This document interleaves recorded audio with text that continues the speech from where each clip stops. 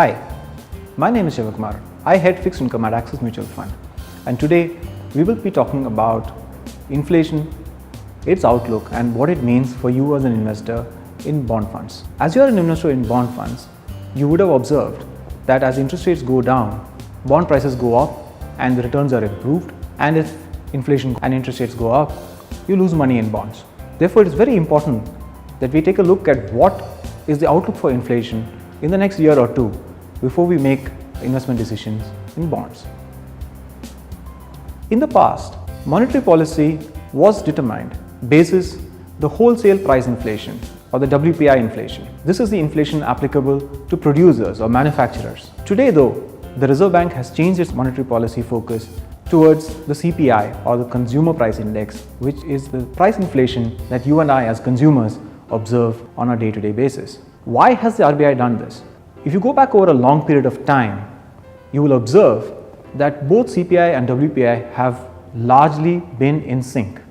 That is to say that if the RBI focused on bringing WPI inflation down, that is wholesale inflation down, eventually CPI inflation has come down as well. This relationship appears to have broken down in the last 5 or 6 years.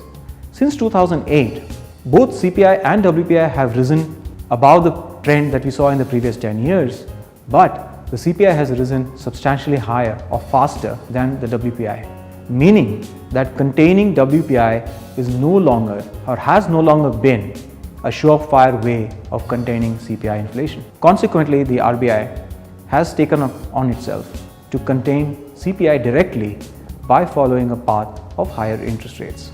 It is therefore important for us to look at what are the constituents of CPI or consumer inflation and take a look at how this would pan out over the next couple of years. A broad look at CPI inflation or the contents of the CPI basket suggests that about half the weight of the consumer price index is food and half is non-food.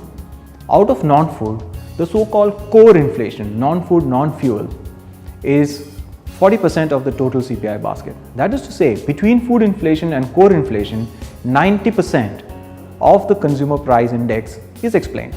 Today, that is as of February this year, the overall inflation in India is at about 8%, with both the food and core inflation roughly at 8% each. The drivers though for food and non-food inflation have been substantially different in the recent past and are likely to be so going forward as well. Mutual fund investments are subject to market risks. Read all scheme-related documents carefully.